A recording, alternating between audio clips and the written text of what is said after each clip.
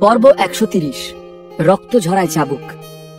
আমি যত তোমার সাহস দেখছি ততই অবাক হয়ে যাচ্ছি।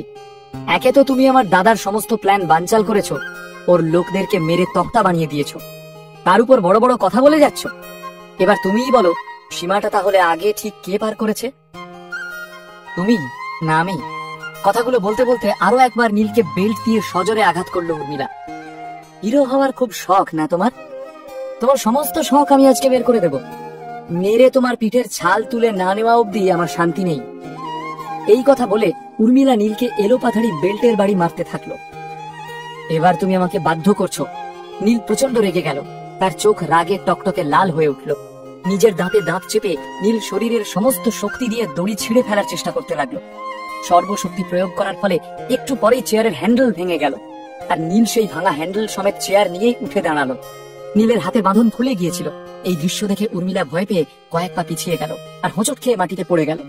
নিজের চোখের সামনে সে এক্ষুনি যা ঘটতে দেখলো তা উর্মিলা কিছুতেই বিশ্বাস করতে পারছিল না। কিন্তু উর্মিলাও কারো থেকে কম নয়, সেও কারাটে ব্ল্যাক বেল্ট। মুহূর্তের মধ্যে সেও মাটি থেকে উঠে নিজের ফাইটিং পজিশনে গিয়ে নীলের চোখে চোখ রেখে দাঁড়ান। তোমার যখন এতই সাহস, এগিয়ে এসো, মারো আমাকে, উর্মিলা নীলকে চ্যালেঞ্জ জানালো। আর হ্যাঁ, মনে রেখো, এটা আমার প্রাইভেট প্রপার্টি। এই বাড়ির বাইরে ১০০রও বেশি বডিগার্ড দাঁড়িয়ে আছে। একবারও যদি কেউ জানতে পারে যে আমার কোনো বিপদ হয়েছে, তাহলে তুমি আর বেঁচে ফিরতে পারবে না। তুমি কি ১০০র বেশি লোকের সঙ্গে একা লড়তে পারবে? আমাকে ভয় পাওয়ানোর চেষ্টা করে কোনো লাভ নেই। এমনিতেও সুন্দরী উর্মিলা দেবীর প্রাণের মূল্য আমার মতো সাধারণ মানুষের প্রাণের চেয়ে অনেক বেশি, তাই তো? এরপর হঠাৎই নীলের মুখ থমথমে হয়ে উঠল। একবার যদি ভুল করে তোমার এই সুন্দর মুখে এক আধটা ছুরির আঁচড় পড়ে, তাহলে? তোমার এত বড় সাহস! নিজের কথা শেষ করার আগেই নীলকে দেখে চিৎকার করে উঠল উর্মিলা। সে একেবারে উর্মিলার কাছে চলে এসেছিল। তুমি আমার সাহসের কথা বলছো? তোমার কত বড় সাহস যে তুমি আমাকে এখানে এভাবে নিয়ে এসেছো, আমার উপর অত্যাচার করছো? যদি তোমার সাহস থাকে তাহলে আমার থাকবে না কেন? কঠিন গলায় বলে উঠল নীল। কোনো অজানা কারণে তার একেবারেই ভয় করছিল না। হয়তো এটা নীলের বানানো নতুন ওষুধটার গুণ। হঠাৎই সেই ঘরের পরিবেশ গম্ভীর হয়ে উঠল। কিছুক্ষণ আগে পর্যন্ত নীলের হাত পা বাঁধা ছিল, কিন্তু এখন নীল সম্পূর্ণ মুক্ত। উর্মিলাও ভয় পেয়ে গিয়েছিল, ভয় তার বুক কাঁপছিল। এই মুহূর্তে যা খুশি হয়ে যেতে পারে। নীল যে কোনো মুহূর্তে উর্মিলাকে আক্রমণ করতে পারে। নীলের শক্তি দেখে উর্মিলা বুঝতে পেরে গিয়েছিল সে কোনো কাঁচা খেলোয়াড় নয়। পরবর্তী পদক্ষেপগুলো উর্মিলাকে খুব বুঝে শুনে নিতে হবে, না হলে যে কোনো সময় নীল তাকে ধরাশায়ী করে ফেলবে। আর বাকি রইল উর্মিলার বডিগার্ডরা। যদি নীল উর্মিলাকে মেরেই ফেলে, তাহলে আর তার বডিগার্ডদের দিয়ে কি হবে? উর্মিলার কাছে তার প্রাণের মায়া অনেক, আর সে ভালো করেই বুঝতে পারছিল এখন শক্তির চেয়েও বুদ্ধির প্রয়োজন অনেক বেশি। এখন প্রশ্ন হলো যে উর্মিলার মাথায় কি এত বুদ্ধি আছে? বেশ কিছুক্ষণ সময় নিয়ে অবশেষে উর্মিলা বলল, তুমি জানো যে আমি তোমার কোনো ক্ষতি করতে পারবো না, তাই তুমিও আমাকে আক্রমণ করার চেষ্টা করো না। আমরা বরং একটা ডিল করি, কেমন? যদিও উর্মিলা ডিল করার কথা বলছিল, কিন্তু তার গলার স্বর থেকে এখনো অহংকার ঝরে ঝরে পড়ছিল। বলো, কি ডিল করতে চাও?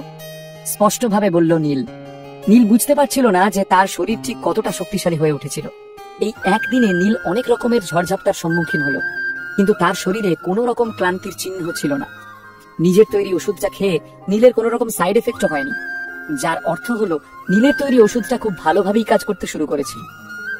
আমি জানতে পেরেছি যে তুমি শক্তিবর্ধক ওষুধটা বিক্রি করেছিলে, আর ওষুধটা কমলেশ কুণ্ডুকেও দিয়েছ। এই কথা বলতে বলতে উর্মিলার চোখ চকচক করে উঠল।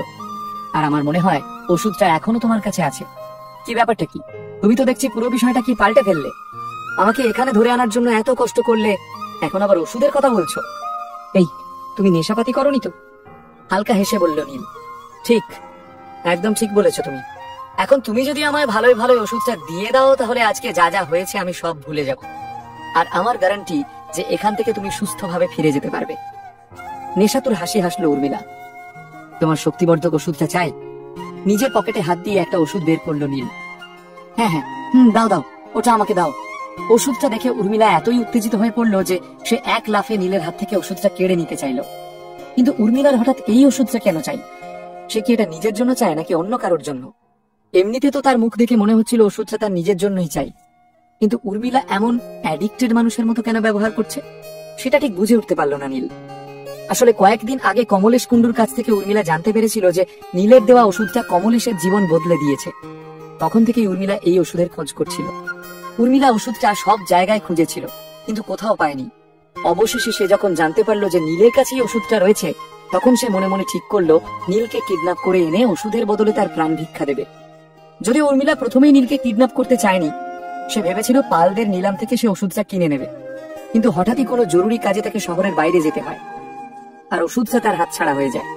এজন্য উর্মিলা বেশ হতাশ হয়ে পড়েছিল। সেই দিন যদি উর্মিলা ওই নিলামে থাকতো, তাহলে ওষুধটা সেই কিনতো।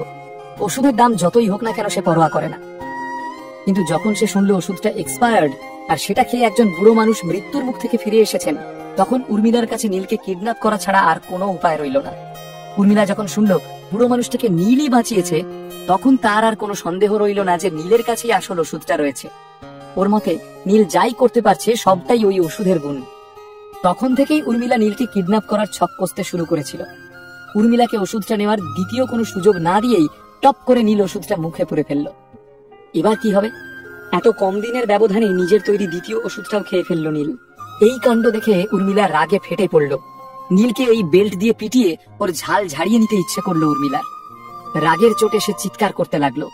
নিজের আবেগের উপর তার আর কোনো কন্ট্রোল রইল না। তোমার কি মাথা খারাপ হয়ে গেছে? নীলের কাণ্ড দেখে উর্মিলার মাথার ঠিক রইল না। তোমার তো শক্তির কোনো প্রয়োজন নেই, শুধু শুধু ওষুধটা নষ্ট করলে কেন? রাগের সীমা পরিসীমা রইল না উর্মিলার। সেই চামড়ার বেল্টটা নিয়ে চোখ বন্ধ করে নীলের উপর এলোপাথারি হামলা করতে লাগলো। মেরেই ফেলবো আজকে তোমায়, কিছুতেই এখান থেকে বেঁচে ফিরতে দেবো না। বাবা রে বাবা, একটা ওষুধের জন্য এই মেয়ে তো দেখছি পুরো পাগল হয়ে উঠেছে, মনে মনে ভাবলো নীল। তারপর এক ঝটকায় উর্মিলার বেল্টটা ধরে ফেললো সে। তারপর তাকে বলল, তুমি যদি এভাবেই আমাকে মারতে থাকো, আমি কিন্তু তোমাকে ওষুধটা দেবো না। তোমার কাছে আরো ওষুধ আছে? উর্মিলা যেন বিশ্বাসই করতে পারছিল না। বেল্ট হাতে নিয়ে দাঁড়িয়ে পড়লো উর্মিলা। দাদা ঠাকুরের কাছ থেকে ওষুধ সম্পর্কে পুরো জ্ঞান লাভ করে নীল আরো অনেকগুলো ওষুধ তৈরি করেছিল। সে বুঝতে পেরেছিল যে বাজারে কল্লোল চ্যাটার্জি আর কমলেশ কুণ্ডুর মতো লোকেরা এই ওষুধের লাখ লাখ টাকা দাম দিতেও রাজি। আর সেই দিন নিলামে তো সিংহরায় পরিবারের ওই বুড়ো লোকটিও অনেকগুলো টাকা দিয়ে ওষুধটা কিনেছিলেন। তাই এই ওষুধের ব্যবসা করতে পারলে নীলের লাভ ছাড়া ক্ষতি নেই। কিন্তু এখন প্রশ্ন হলো, নীল কি উর্মিলাকে দেখানোর জন্য কোনো নকল ওষুধ খেলো, নাকি আসল ওষুধটাই খেলো?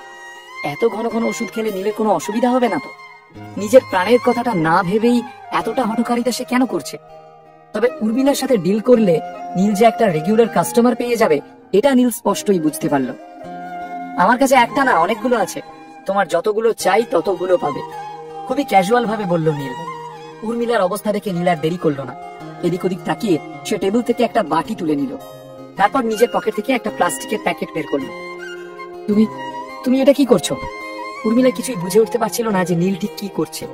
আসলে ওষুধটা বানাতে শুরু করেছিল নীল। প্লাস্টিকের সেই প্যাকেটে নীল প্রয়োজনীয় সমস্ত জড়িবুটির পাউডার একসঙ্গে মিশিয়ে রেখেছিল।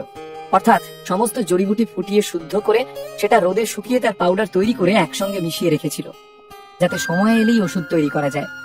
এখন নীলকে শুধু পাউডার থেকে ওষুধ তৈরি করতে হবে, আর উর্মিলাকে দিতে হবে। দাদা ঠাকুরের সঙ্গে কাটানো দিনগুলো নীলের জন্য খুবই স্মরণীয়। মাত্র কটা দিনেই সে শক্তিবর্ধক ওষুধ আর মেন্টাল স্ট্রেংথ বুস্টার বানাতে পারদর্শী হয়ে উঠেছিল। এখন ওষুধ তৈরি করা তার কাছে কোনো ব্যাপার না, আর এই কাজে ভীষণ মজাও লাগছিল তার। এই শোনো, এটা কিন্তু কোনো সাধারণ বাটি না, এটা অ্যান্টিক। যদি বাটিটার কিছু হয় না, তোমায় দেখাবো মজা। উর্মিলা আসলে বোঝার চেষ্টা করছিল যে নীল কি করছে। যদি তোমার সত্যি ওষুধের দরকার হয়, তাহলে চুপচাপ বসো আর আমাকে আমার কাজ করতে দাও। নীল ওই বাটিতে জড়িবুটির পাউডারটা ঢেলে আলতো হাতে সেগুলোকে মেশাচ্ছিল, এতে পাউডারের দানাগুলো থেকে তেল নিঃসৃত হয়ে সেটা ভালো মতো পাউডারের সাথে মিশে যায়। আর ধীরে ধীরে নীল সেটা থেকে একটা বড়ি তৈরি করতে পারে। প্রথম প্রথম নীল যখন ওষুধ বানাতে শুরু করেছিল, তখন এক একটা ওষুধ তৈরি করতে তার প্রায় 5 থেকে 6 ঘন্টা সময় লাগতো। সেখানেও প্রায় 98% জিনিস নষ্ট হতো। আস্তে আস্তে নীল আরো কম সময় ওষুধ বানাতে থাকতো। প্রথমে 3, তারপরে 2, তারপরে 1। আর আজকে তো নীল নিজেও ভাবতে পারেনি যে মাত্র আধ ঘন্টার মধ্যে সে 3-3টে ওষুধ তৈরি করে ফেলবে। ওষুধ বানাতে বানাতে সারা ঘর ভেষজ গন্ধে ভরে উঠছিল। অবশ্য এই গন্ধটাই প্রতীক যে ওষুধটা সম্পূর্ণ সঠিকভাবে তৈরি হচ্ছে নাকি না। গন্ধ শুকে নীল বুঝতে পারলো যে সবকিছু ঠিকভাবেই যাচ্ছে। ওষুধ বানানোতে নীল পিএইচডি করে নিয়েছিল। ওহ মাই গড, এই সমস্ত ওষুধ তুমি নিজে তৈরি করো? আমি তো ভেবেছিলাম তুমি এগুলো বাইরে থেকে আনাও। নীলকে মন দিয়ে ওষুধ তৈরি করতে দেখে খুবই অবাক হয়ে গেল উর্মিলা। আমি আরো অনেক কিছুই করতে পারি। যারা আমাকে অপদার্থ ভাবে তারা আস্ত একটা গাধা। একটু হেসে ওষুধের 3টে বড়িকে নিজের হাতের তালুর উপর রাখলো নীল। আচ্ছা ঠিক আছে, এবার ওগুলো আমাকে দাও। লোভে উর্মিলার চোখ চকচক করছিল। ওষুধগুলো নীলের হাত থেকে কেড়ে নিতে ইচ্ছে করছিল ওর। কিন্তু নীল তার এই মনোবাসনা পূর্ণ হতে দিল না। কিন্তু নীল সত্যিই আসলে ঠিক কি করতে চাইছিল? ফটাফট দুটো ওষুধ নিজের মুখে চালান করে দিয়ে চেবাতে শুরু করলো নীল। যেহেতু নীল এখন ওষুধ বানানোয় পারদর্শী হয়ে উঠেছিল, তাই সে জানে যে কোন জিনিসটা কখন আর কতটা মেশাতে হয়, কখন ওষুধ পুরোপুরি কার্যকর হয় আর কখন সেটা কোনো কাজই করে না। নীল কয়েকদিন আগেই নিজের তৈরি করা ওষুধটা খেয়েছিল। এই ওষুধগুলো ওর শরীরে সয়ে গিয়েছিল। নীলের এই কাণ্ড দেখে উর্মিলা প্রচন্ড রেগে গেল আর রাগের চোটে টেবিল থেকে একটা মূর্তি তুলে ছুঁড়ে মারল নীলের দিকে। নীল কি সত্যি এই বিদ্যায় পারদর্শী হয়ে উঠেছিল, নাকি নীলের এই অহংকার তার পতনের কারণ হবে? এতগুলো ওষুধ একসঙ্গে খেয়ে ফেলার ফলে কি নীলের শরীরে কোনো সমস্যা দেখা দেবে, নাকি নীলের জীবন এরকমই দুরন্ত গতিতে এগিয়ে যাবে? নীলের উপর কি নতুন কোনো আক্রমণ ধেয়ে আসতে চলেছে?